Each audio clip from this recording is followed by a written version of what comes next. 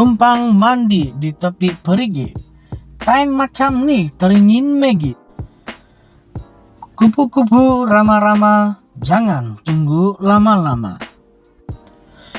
KKM perlu buat audit keselamatan makanan di kantin sekolah.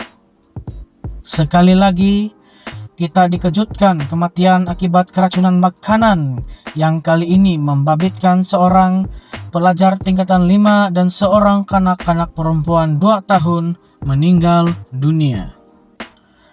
Kedua-dua mangsa meninggal dunia 2 hari selepas dipercayai memakan bihun dan telur goreng tercemar dibawa pulang daripada program di sebuah sekolah agama di Sungai Cincin, Gombak, turut dihadiri 30 sekolah rendah lain.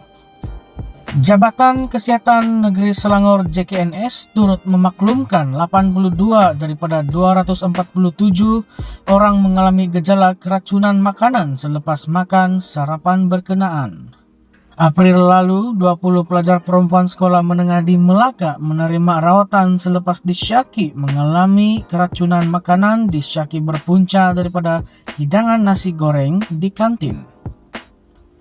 Dalam hal ini, kita perlu melihat sikap manusia menyumbang kepada kejadian ini dan kemungkinan puncak keracunan makanan. Sikap tidak peduli terhadap kebersihan menjadi punca utama keracunan makanan di kantin sekolah. Kebersihan persekitaran, peralatan memasak dan pekerja kantin sering diabaikan. Tangan tidak dicuci dengan betul selepas menggunakan tandas atau sebelum menyediakan makanan boleh menyebabkan pencemaran makanan dengan bakteria berbahaya seperti Salmonella dan E. coli. Kelalaian dalam penyimpanan dan penyediaan makanan juga menyumbang kepada keracunan makanan. Makanan tidak disimpan pada suhu betul atau terdedah terlalu lama pada suhu bilik berisiko tinggi tercemar. Tidak mematuhi piawaian keselamatan seperti memasak daging atau telur separuh masak boleh menyebabkan penyebaran bakteria patogen. Kepentingan mematuhi garis panduan keselamatan makanan perlu ditekankan untuk mengurangkan risiko keracunan. Penggunaan bahan mentah tercemar juga boleh menyumbang kepada keracunan makanan termasuk sayur, buah, dan daging dicemari bakteria atau bahan kimia berbahaya. Proses pembersihan dan penyediaan tidak betul memburukkan lagi keadaan ini. Sikap tidak teliti dalam memilih serta menyediakan bahan mentah perlu diatasi untuk mengurangkan risiko keracunan. Sikap tidak profesional dalam pengendalian makanan seperti penggunaan alat sama untuk makanan mentah dan makanan sudah dimasak boleh menyebabkan pencemaran silang. Pekerja kantin tidak diberikan latihan mencukupi dalam pengendalian makanan cenderung melakukan kesilapan ini sekaligus meningkatkan risiko keracunan makanan. Latihan lebih baik dan pematuhan amalan pengendalian makanan betul perlu dilaksanakan untuk memastikan keselamatan makanan. Perlu tindakan segera dan bersepadu. Keracunan makanan di kantin sekolah memerlukan tindakan segera dan bersepadu. Pihak berkuasa kesehatan dan sekolah perlu meningkatkan pengawasan serta pemantauan melalui pemeriksaan berkala dan tidak berkala. Sikap tegas dan konsisten dalam pengawasan akan memastikan tahap kebersihan tinggi di kantin. Semua pekerja kantin perlu menjalani latihan berkala oleh pihak berkuasa kesehatan atau institusi diiktiraf dalam pengendalian makanan selamat termasuk teknik pembersihan, penyimpanan makanan betul, dan pencegahan pencemaran silang.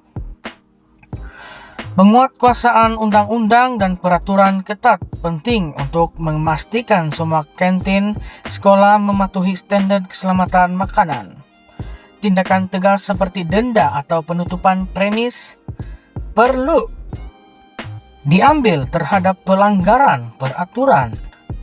Pelajar dan guru juga perlu diberi pendidikan mengenai keselamatan makanan, termasuk tanda awal keracunan makanan dan langkah perlu diambil jika terdapat simptom.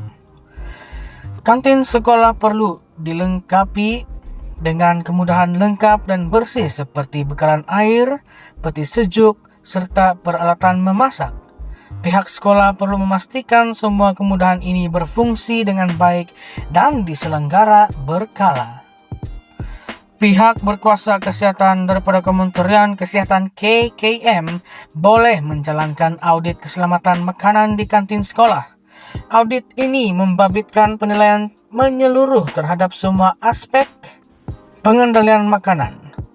Hasil audit perlu digunakan untuk menambah baik prosedur dan amalan pengendalian makanan di kantin.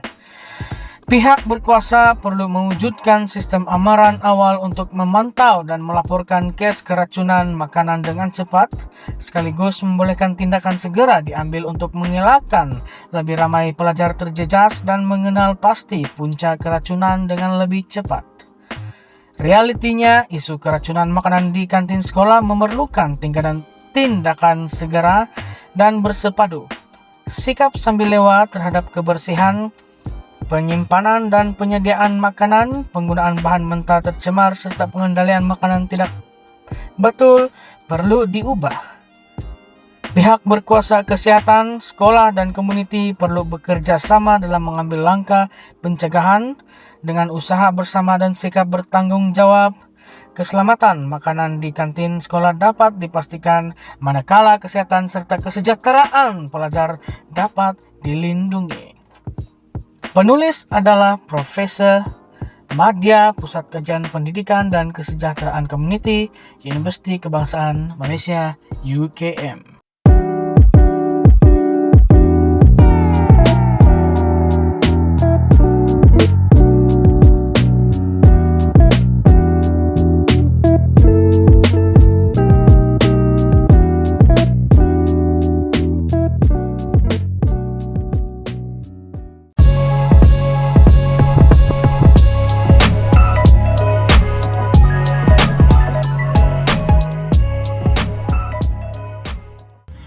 Aktif main bola bukan penghalang kapten skuad belia Perak dapat 9A SPM. Kapten skuad bola sepak belia Perak, Muhammad Nasruddin Ahmad Haji Kaji, membuktikan aktif dalam bidang sukan bukan penghalang untuk memperoleh keputusan cemerlang 9A dalam peperiksaan Sijil Pelajaran Malaysia SPM 2023 yang diumumkan Isnin lalu. Perak Football Club Perak FC dalam satu kenyataan rasmi menyifatkan ia contoh terbaik buat pemain bola sepak yang bukan sahaja cemerlang atas padang namun juga akademik. Kejayaan pemain yang beraksi di posisi pertahanan itu menjadi bualan para penyokong Perak di media sosial dan mereka berharap lebih ramai pemain muda dapat mencontohi Nasruddin.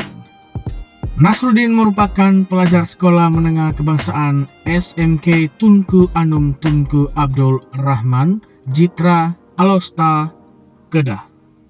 Beliau memperoleh keputusan semua E bagi subjek bahasa Melayu, bahasa Inggris, sejarah, matematik, sains, pendidikan Islam, sains sukan, sains komputer, dan pendidikan seni visual. Walau terpaksa berulang-alik ke tempat latihan dari sekolahnya di Kedah, namun Nasruddin tetap memberi sepenuh fokus ketika sesi pembelajaran serta waktu latihan di Padang.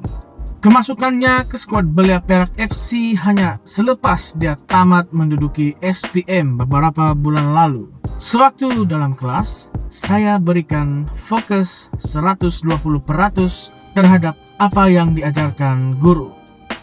Kalau tak faham, saya akan bertanya sampai faham. Kemudian saya berani cari peluang dengan ajarkan kepada kawan-kawan yang kurang mahir. Saya tinggal di asrama sekolah. Lepas itu, bila training, ketika petang saya fokus, serta kurangkan waktu dengan telepon bimbit.